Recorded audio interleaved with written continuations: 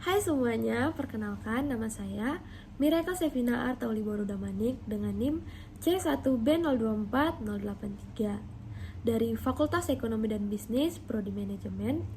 Saya merupakan mahasiswa Universitas Jambi angkatan 2024. Baiklah, di sini saya mendapatkan tugas ujian tengah semester dari mata kuliah Statistik Ekonomi 2, yaitu mengoperasikan aplikasi SPSS secara langsung dan menjelaskan step by step, yaitu uji validitas, uji reliabilitas, uji asumsi klasik, mulai dari uji normalitas, uji multikolinearitas, uji autokorelasi, uji heteroskedastisitas, dengan uji hipotesis dilakukan uji parsial dan simultan, serta melihat seberapa besar pengaruh variabel independen terhadap variabel dependen. Oke, langsung aja kita mulai. Yang pertama itu uji validitas. Nah, di sini kita telah memiliki data yang telah kita pindahkan dari aplikasi Microsoft Excel ke aplikasi SPSS. Kita akan melihat datanya dan langsung aja kita mulai. Yang pertama itu kita masuk ke Analyze, langsung ke Correlate, sama ke Bivariate. Lalu kita masukkan variabel termasuk totalnya. Misalnya itu X1.1 sampai X1 atau promosi ya. Lalu kita tekan OK. Nah, kita telah mendapatkan hasilnya. Kita lanjutkan lagi yang X2.1-nya.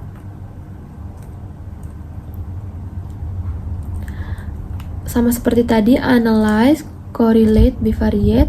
Kita reset. Baru kita masukkan lagi X2.1.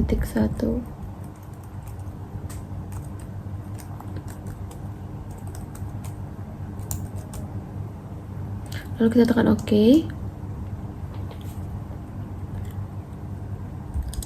Sama seperti ini kita lanjutkan lagi ke yang Y-nya. Analyze, Correlate, Bivariate. Kita reset. Kita masukkan kembali.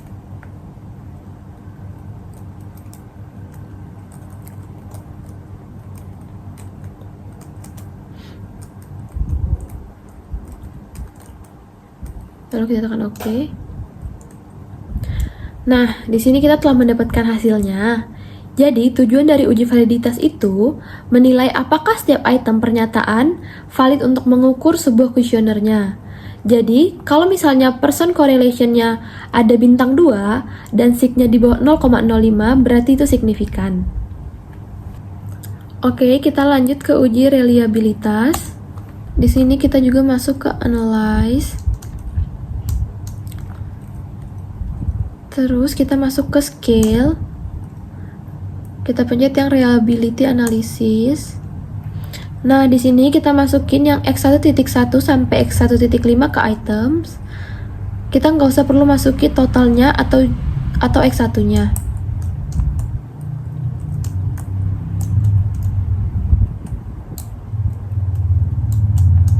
Lalu kita tekan OK. Nah, di sini kita udah mendapatkan hasilnya. Kita lanjutin lagi seperti tadi. Untuk yang X2.1-nya, Analyze, Scale, Reliability Analysis, kita reset. Kita masuk ke X2.1 sampai X2.5-nya kita pindahkan ke item.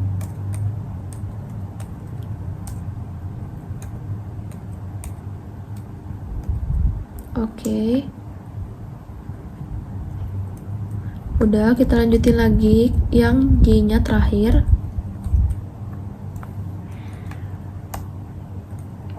Analyze, Scale, Reliability Analysis. Kita reset lagi.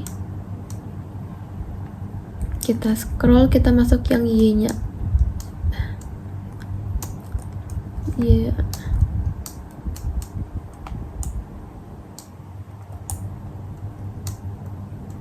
Lalu kita tekan OK. Nah, di sini kita sudah mendapatkan semua hasilnya. Jadi, tujuan dari uji reliabilitas ini adalah mengetahui konsistensi alat ukur, apakah hasil pengukuran stabil dari waktu ke waktunya. Jika nilainya itu lebih dari 0,70, maka kita sebut itu reliable.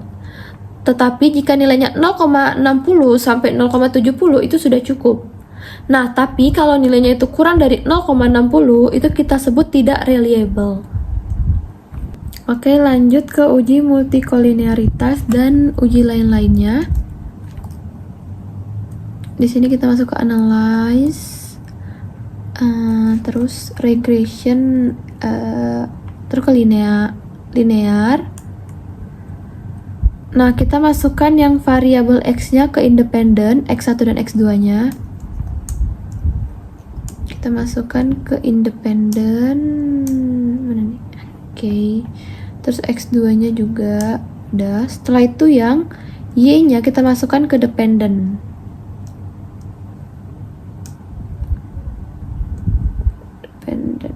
Oke.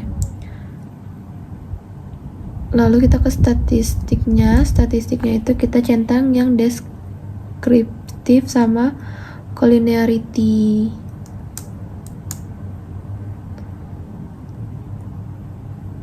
Lalu kita lihat juga Darwin-Watson sama Case-Wise-nya. Oh, Darwin-Watson aja, terus kita continue.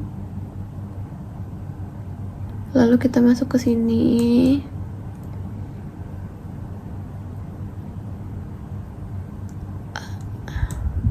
Yang x-nya kita masuki spread, yang y-nya kita masuki spreadsheet.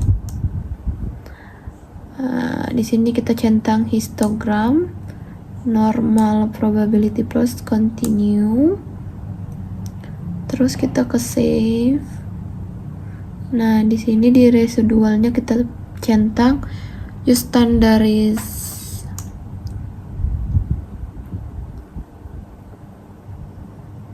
Lalu kita ke continue, terus oke. Nah, sekarang kita scroll ke bawah sampai ketemu tabel model summary.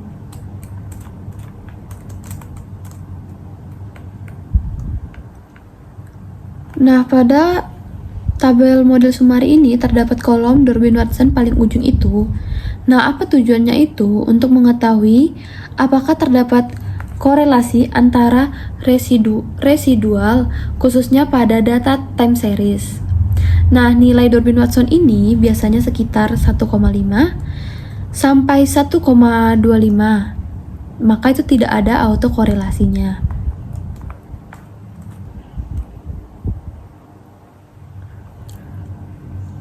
Oke, kita lanjut scroll ke bawah.